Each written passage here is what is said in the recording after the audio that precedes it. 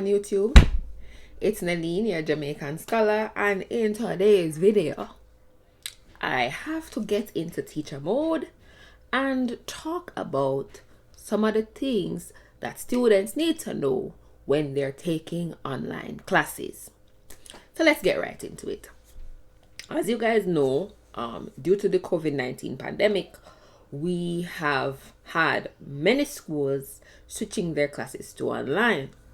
In Jamaica, it has meant that my university classes, and I teach both undergraduate and graduate students. Now, our students are definitely dealing with some challenging times, from the light lock-offs that have been happening as a result of the very, very poor weather, the internet service being, oh my God, if you can find a word to describe, like if I could use a word to describe awful, that's what's happening right now. It's very bad. It's very bad. My students get kicked off 24/7 over and over. Every day we have to be accommodating messages from students saying, Miss, the internet is not working, or we can't do the things that we would like to do in our sessions because students, their internet does not allow them to, for example, turn on their cameras, because if they turn on the cameras, then they can't hear all of these things. So yes, our students are definitely going through a lot. Teachers are also going through a lot, or lecturers, teachers at all levels are going through a lot.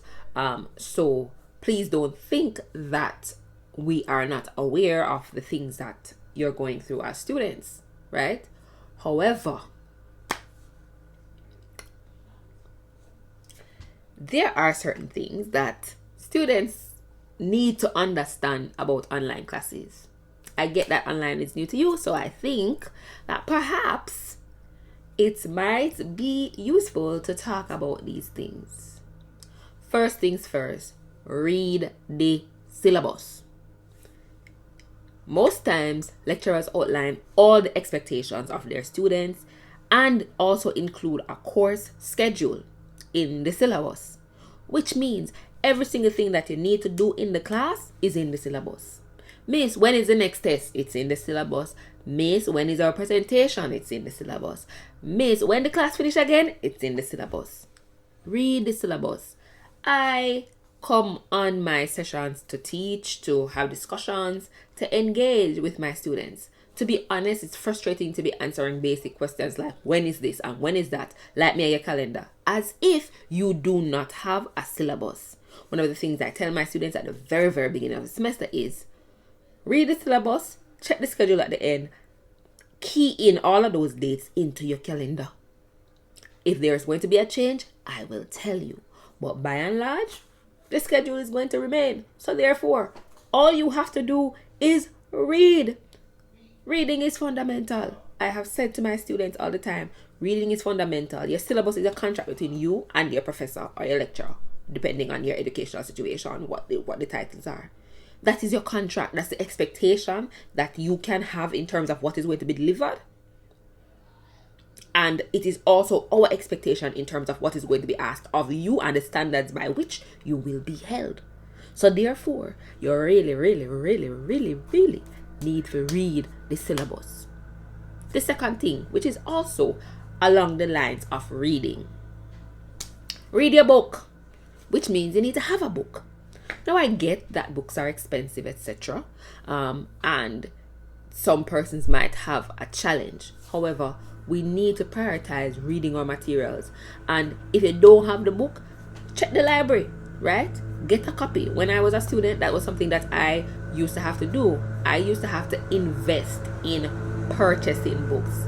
Yes, the landscape outside, be nice. I hope you can hear me because I can't not about this nice, and there will not be another time to record this video once I move from here. Yes, so as I was saying, you have to read. So if your lecturer gives you articles to read, read it. If your lecturer provides you with lecture slides, read them, right? Because especially if you don't have the book, you cannot come to class, sit down and look like you never get any material. So lecturer come now to have discussion with you. Can't have no discussion with you because you don't know nothing. you'd really, really, really need to read your materials. It is so frustrating to, after you outline the expectations and, you put things in place way in advance, right? So most times the materials are released. In my class, all materials for the new week are released on Saturday. So class is Wednesday, Thursday, thereabout. So me now, come now, thinking that we're going to have a nice discussion about what is going to happen and what you don't understand or whatever. Only to know that some people not even look upon it all now. And then they would really love for me to go back now and repeat what is in the notes when me send them. Why you think me send them? So that is the second one. The third one have to do with other content that has been provided. So in my class, me record my videos, I have my tutorials, and bear in mind that I have an 8-month-old son, which means that in order to pre-create this content, it meant recording when I should be sleeping, recording when I'm supposed to wash plate or clean my house or wash my clothes. I spend the time to pre-create the content. One, because I know that people have a hard time with the internet situation, right? So that means that it would be better for the students if I put the content in a place where they can access it when they want, right? So even if the internet bad, you still have access to the content, right? You can access the content on a day that you can relax. So that's why me now release my content from Saturday. So you have the weekend to read, to watch all of my videos, and none of the videos are really long. So it's not like, oh, I'm going to take up a whole day watching content. No, I pre-record all my content.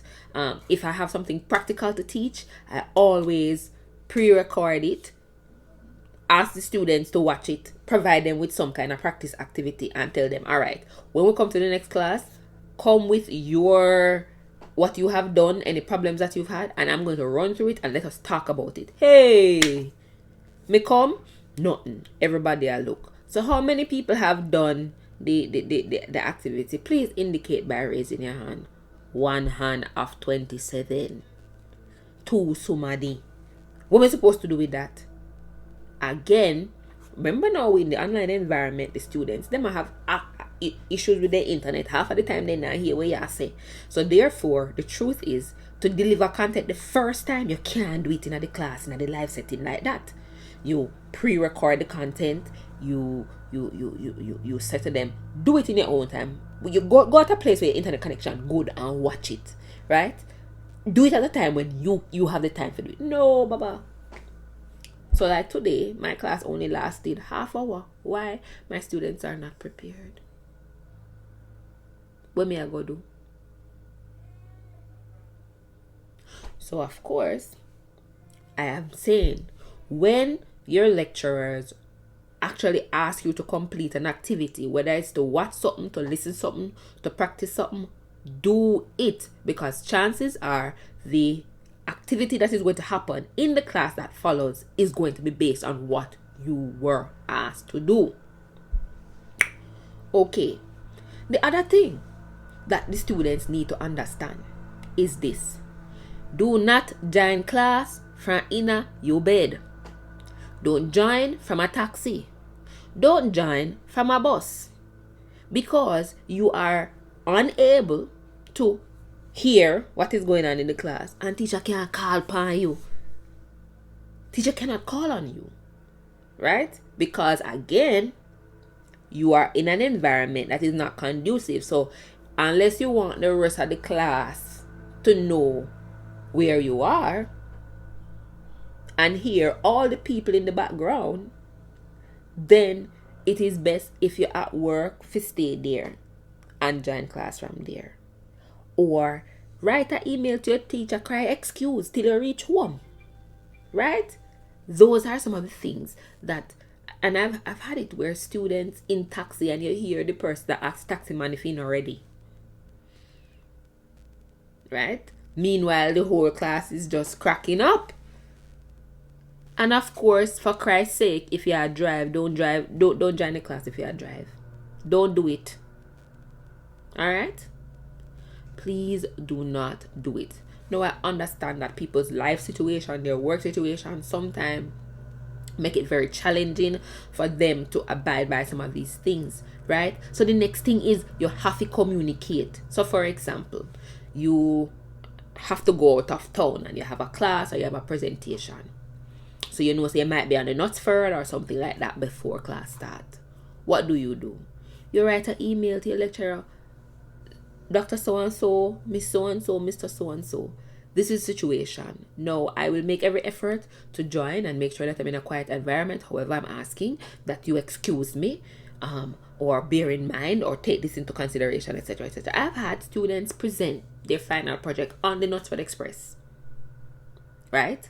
And they ask the people around them to tappinize they're in class. And Jamaican people can be very understanding, especially when them see a little youth a try, right? And so the person's quiet down so the person could give his presentation, right? So I'm not saying that I've not seen where people have not worked around their individual situations, but again, you communicate so your lecturer know what the situation is. So if you're having a difficulty, they can say to you, you know what, let us make some alternate arrangements. They will warn the class in advance. Okay, this is what is happening.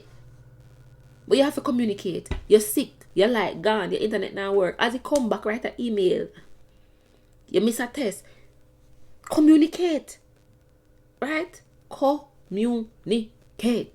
In online, especially since you're not seeing the lecture, you don't have a chance to go in the lecture office, go knock on the door and sit down and explain your situation, right? You don't think that, okay, when we have the next class, you're going to come and say, no. You have the ability to write an email, to send a message, right? You want to go ahead and communicate that information. All right, guys? So, those are just a few things.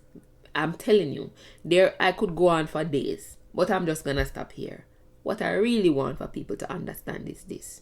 Online is hard for everybody. It's hard for the teacher. It's hard for the students. Right now, I'm struggling to keep up with all the grading I have to do and to provide timely feedback to my students. And when I'm struggling, I come to my students and I say to them, guys, look, this is the situation I'm having. Your grades will be available at this particular time. But for right now, I apologize, but this is where we're at.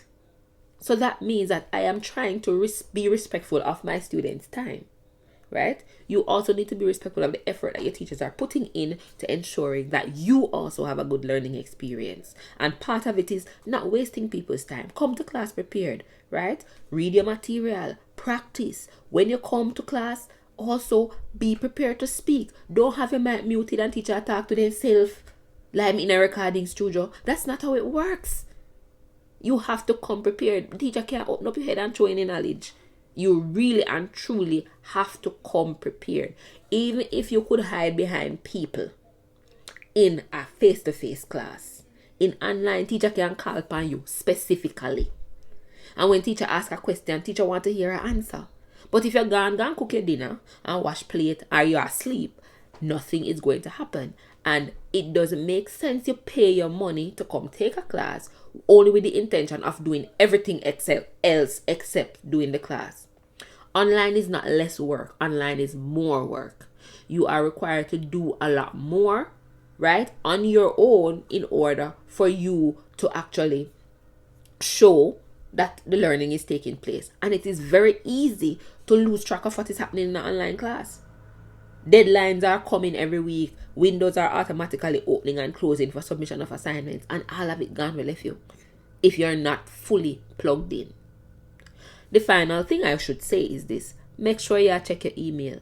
Because most time if teacher posts an announcement or if teacher send a message, it is going to be through your email. And it is not an appropriate or it's not good enough to say, Miss, well, me never get the email. Or Miss, me just see this 5 days later. You should be checking frequently. No, these are things that I outline in my syllabus for my classes, right? I normally, even things about time management, me put in, right? And when it comes to my classes now, I even record an introductory video to talk to the students about, what the course is going to be about. But of course, when I check my analytics, not even that them I watch. So I don't know how we are proceeding. So again, students, online hard, I get it. It's new, I get it. It's a challenge, I get it. But please make it easier for yourself And everybody else, including me and the rest of the lecturers, just read, pay attention, keep up, communicate. And of course, when you come to class, come with your full brain. Alright? Anyways, so that's my video for today. I very rarely talk about like teaching, but I just had to, because again, I had a class today and I couldn't keep class because nobody not ready. So anyways, this is Naline, your Jamaican scholar, saying don't forget to like, share, subscribe, and of course, I will see you on the next one.